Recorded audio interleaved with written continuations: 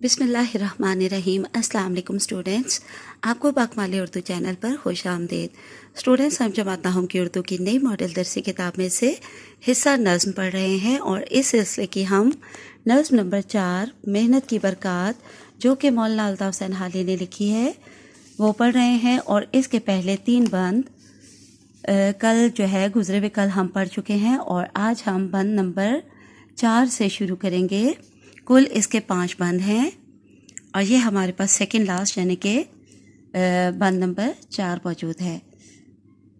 बशर को है लाजिम कि हिम्मत न हारे, जहाँ तक हो काम आप अपने संवारे, खुदा के सिवा छोड़ दे सब सहारे, के हैं आरज़ी ज़ोर कमज़ोर सारे, आड़े वक्त तुम दाएं बाएं न झांको, सदा अपनी गाड़ी को घर आप हाँको।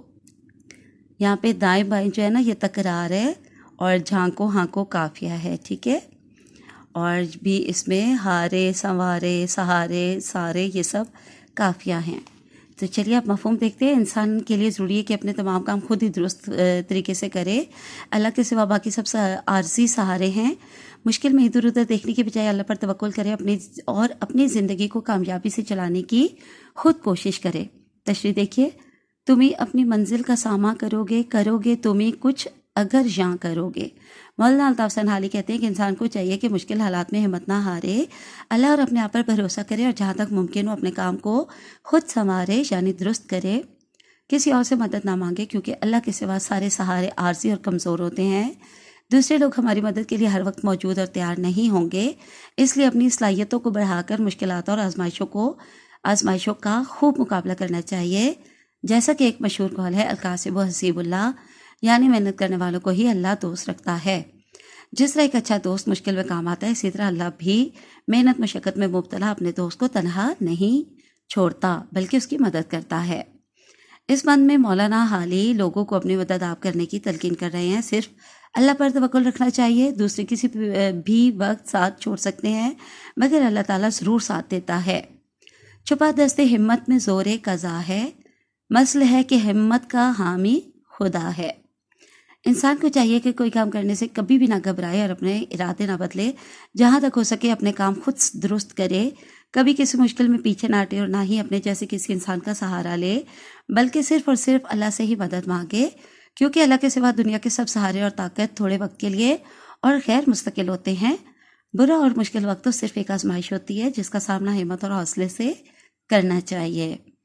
ऐसे मुश्किल और मुसीबत के वक्त कभी ये ना सोचे कि कोई और आएगा और आकर उसे इस मुश्किल वक्त से निकालेगा, बल्कि अपनी इस मुश्किल को खुद ही हल करने की कोशिश कर ले और इसके लिए जितनी मेहनत मशक्क़त करनी पड़े वो बगैर घबराए करता रहे। तुम ही अपनी मुश्किल को आसान करोगे, तुम ही दर्द का अपने दरमा करोगे। जी, तो अब हम आखिरी बंद देखते हैं, बंद नंबर 5। हर एक मुल्क में खैर व बरकत है उनसे, हर एक कौम की शान व शौकत है उनसे, निजाबत है उनसे, शराफत है उनसे, शर्फ उनसे, फ़ख्र उनसे, इज़्ज़त है उनसे। जफ़ाकश बनो गर हो इज़्ज़त के ख्वाहां, कि इज़्ज़त का है भेद ज़िल्लत में पिन्हा। जी, तो इसका अब पहले हम मफ़हूम देख लेते हैं। मेहनत मशक्क़त करने वाले अपने मुल्क के लिए बरकत और बड़ाई का बाइस बनते हैं। मेहनती लोगों से ही सखावत, शराफत और इज़्ज़त कायम रहती है, इसलिए अगर इज़्ज़त चाहते हो तो मेहनती बनो। अब तशरीह देखते हैं हम। मौलाना अल्ताफ़ हुसैन हाली कहते हैं कि मेरे पर यकीन रखने वाले और मेहनत करने वाले लोगों की बदौलत ही दुनिया में इस वक्त भलाई और तरक्की है। दुनिया भर में जितनी भी अक़वाम हैं, जितनी भी कौमें हैं, वो शान शौकत के बामी उरूज पर हैं, यानी कि बुलंदी पर हैं, ठीक है। उसकी वजह उनकी अनथक मेहनत है। ऐसी अक़वाम में ऐसे अफराद पाए जाते हैं जो सखावत, शराफत, अखलाक, हौसले और आला किरदार के हामिल हैं। वो मेहनत पर यकीन रखते हैं, इसलिए वो अपनी कौम के लिए एजाज़, फ़ख्र और इज़्ज़त का बाइस हैं। बाद में शायर आगे ये कहते हैं कि अगर तुम भी दुनिया और आखिरत में इज़्ज़त चाहते हो तो जफ़ाकश यानी मेहनती बनो। तुम्हारी इज़्ज़त का राज मेहनत में ही छुपा हुआ है। बकौल शायर यहाँ पे एक मिसरा है, बे मेहनते पे हम कोई जौहर नहीं खुलता। बे का यहाँ पे मायनी है बगैर, यानी इंसान का असल जौहर, उसका जो असल फ़न, असल खूबी, असल हुनर है, उसकी खूबी, उसकी सलाहियत सामने ही तब आती है जब वो मुसलसल मेहनत करता है। तुम भी अपने आप को मेहनत में गुम कर दो, اللہ تمہیں عزت سے نواز دے گا، کیونکہ قانون ہی یہی ہے، اللہ کسی کی محنت کو ضائع نہیں کرتا۔ اس لیے اگر تم محنت کرو گے تو عزت تمہارا مقدر بنے گی۔ بقول شاعر، مشقت کی ذلت جنہوں نے اٹھائی، جہاں میں ملی ان کو آخر بڑائی۔ انسان کی تاریخ اور محنت کا بہت گہرا رشتہ ہے۔ اللہ تعالیٰ نے انسان کو تخلیقی شعور سے نوازا ہے، چنانچہ انسان نے مسلسل محنت کرتے ہوئے عہد وحشت سے نکل کر تہذیبی زندگی کے بلند درجے پر قدم رکھا ہے۔ عہد وحشت کہتے ہیں جہالت کے دور کو، اور زندگی کو آسان اور شاندار بنا لیا۔ اسی طرح قیام پاکستان کا معجزہ ایسے ہی نہیں ہو گیا، اس کے پیچھے بھی لاکھوں قربانیاں اور اقبال کے شاہین نوجوانوں کی محنت کا ہاتھ تھا۔ امت مسلمہ کے نوجوانوں کی انتھک محنت کی بدولت ہی یہ ممکن ہو سکا۔ آج کے دور پر نظر دوڑائیں تو تمام کامیاب اور ترقی یافتہ ممالک کے پیچھے مسلسل اور شبانہ روز محنت کا ہی عمل نظر آتا ہے۔ شبانہ روز یعنی کہ دن رات ایک کر دینا محنت میں، ٹھیک ہے۔ غرض یہ کہ آج تک دنیا میں جتنی بھی ترقی ہوئی ہے اور مسلسل ہو رہی ہے، وہ سب انسان کے علم، ہنر اور محنت کی برکتوں کا ہی ثمر ہے۔ ایک محنتی قوم ہی دنیا میں بلند مقام اور بڑا نام پاتی ہے، کیونکہ محنت میں بڑی عظمت اور برکت ہے۔ عمل سے زندگی بنتی ہے جنت بھی جہنم بھی، یہ خاکی اپنے فطرت میں نہ نوری ہے نہ ناری۔ تو چلیے اب ہم یہاں پہ ایک بہت اچھی نوٹس بک ہے ہمارے پاس، اس میں سے پوری نظم کے نوٹس دیکھتے ہیں۔ نظم محنت کی برکات، جو کہ خواجہ الطاف حسین حالی نے لکھی ہے۔ صنف سخن کے اعتبار سے اس نظم کی حیت جو ہے وہ مسدس ہے، اور اس کا ماخذ حالی کی کتاب مد و جزر اسلام ہے۔ مسدس سے کیا مراد ہے؟ ایسی نظم جس کے ہر بند میں 6 مصرے ہوں، ٹھیک ہے، ایسی نظم جس کے ہر بند میں 6 مصرے ہوں، یا پھر 3 شعر ہوں۔ تو آپ کو پتہ ہے نا کہ ایک شعر میں 2 مصرے ہوتے ہیں، تو جب 3 پورے شعر ہوں گے، اس کا مطلب ہے کہ اس کے مصرے تو 6 ہی بنیں گے۔ تو یہ ایک ہی بات ہوئی، 6 مصرے یا 3 شعر ہوں، وہ مسدس کہلاتی ہے۔ یہ ترکیب بند مسدس ہے۔ اگر اس میں ٹیپ کا شعر ہوتا تو ترجیح بند مسدس ہوتی۔ آپ کو پتہ ہے نا کہ ترجیح بند جو نظم ہوتی ہے اس میں ٹیپ کا مصرع یا ٹیپ کا شعر ہونا لازمی ہے، جبکہ ترکیب بند میں ٹیپ کا مصرع نہیں ہوتا۔ تو یہ جو نظم محنت کی برکات ہم پڑھ رہے ہیں اس میں ٹیپ کا مصرع نہیں ہے، اس لیے یہ ترکیب بند مسدس ہے۔ اب شاعر خواجہ الطاف حسین حالی کی 1837 جو ہے وہ تاریخ پیدائش ہے، اور 1914 ان کی تاریخ وفات ہے۔ حالات زندگی یہ پورے ایک بار ضرور پڑھیں۔ تاریخ پیدائش، ان کا اصل نام، ان کا جو اسلوب بیان کی خصوصیات اور خوبیاں، اس کے علاوہ جو انہوں نے، یہ دیکھیں سر سید کے کہنے پہ حالی نے مسدس مد و جزر اسلام لکھی، مسدس مد و جزر اسلام لکھی، جس کا شمار اردو ادب کے عظیم کارناموں میں ہوتا ہے۔ اس کے علاوہ جتنے بھی یہ اہم باتیں لکھی ہیں یہ آپ نے ضرور ایک بار پڑھ لینی ہے، ٹھیک ہے۔ اور آگے آ جاتے ہیں اشعار کی تشریح کی طرف۔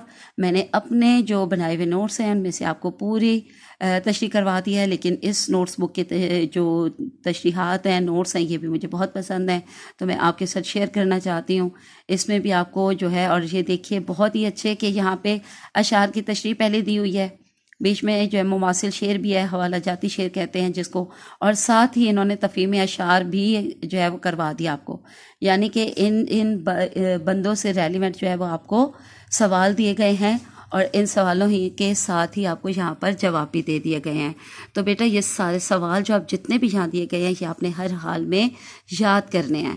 ان کے جوابات ایک تو تفہیم اشعار میں آپ کے کام آئیں گے، دوسرے تشریح میں بھی آپ ریلیونٹ بند کی تشریح میں بھی آپ ان کو لکھ سکتے ہیں، ٹھیک ہے۔ آگے بند نمبر 2 آ گیا، اس کی یہاں دیکھیے، اس میں جو ابو نصر کا حوالہ ہے اور ابو علی کا حوالہ ہے، تو یہاں تفصیل سے بتایا گیا ہے کہ ابو نصر کون تھے۔ مشہور ابو نصر فارابی کے نام سے ہیں، ٹھیک ہے یہ، اور ان کو معلم ثانی بھی کہا جاتا ہے، تو یہ آپ نے ضرور یاد رکھنا ہے۔ ارسطو کے بعد انہیں دوسرا بڑا فلسفی بھی کہا جاتا ہے، یہ بھی موسٹ امپورٹنٹ بات ہے، نالج میں اپنے رکھنی ہے، بعض اوقات آپ کے نالج بیسڈ بھی MCQs آ جاتے ہیں۔ اس نے علم، ریاضی، طب، فلسفہ، موسیقی پر تحقیق کی، علم طبیعیات اور عمرانیات، سیاسیات پر تحقیق کی۔ نہ صرف حکیم تھے بلکہ فلسفی، سائنس، نجوم، موسیقی، شاعری کے علوم پر بھی دسترس تھی انہیں، ٹھیک ہے۔ تو باقی ان کی تاریخ پیدائش اور وفات بھی دیکھ لیں۔ پھر آگے ابو علی ہیں۔ ابو علی سینا جو ہے وہ 980 میں بخارا میں پیدا ہوئے اور 1037 میں وفات پائی تھی۔ دنیا اسلام کے ممتاز حکیم بھی ہیں، یہ فلسفی بھی ہیں۔ فلسفہ اور طب میں ان کو کیا کہا جاتا ہے؟ مشرق و مغرب کا امام، تو یہ بھی آپ نے یاد رکھنا ہے۔ اصلی نام کیا تھا ان کا؟ اصلی نام تھا حسین، اور سخت دماغی محنت کے یادی تھے۔ ان کی مشہور کتابوں کے بھی نام یاد رکھنے ہیں۔ القانون جس کی 14 جلدیں ہیں، اور دوسری کتاب ہے الشفا جس کی 18 جلدیں ہیں۔ اب آگے دوسرے بند کی مکمل تشریح آ گئی ہے، یہاں سے دیکھ لیجئے۔ پہلے والے نوٹس بھی ضرور پڑھیے اور یہاں سے بھی ضرور پڑھیے، جتنی لینتھی تیار کریں گے اتنی اچھی بات ہے۔ یہ آگے دوسرے بند سے ریلیونٹ جو ہے وہ سوال جواب آ گئے جو کہ آپ نے ضرور یاد کرنے ہیں۔ آگے بند نمبر 3 آ گیا، بند نمبر 3 کی تشریح آ گئی، اور اس کے بعد بند نمبر 3 سے ریلیونٹ کویسچن آنسر آ گئے جو آپ نے ضرور یاد کرنے ہیں۔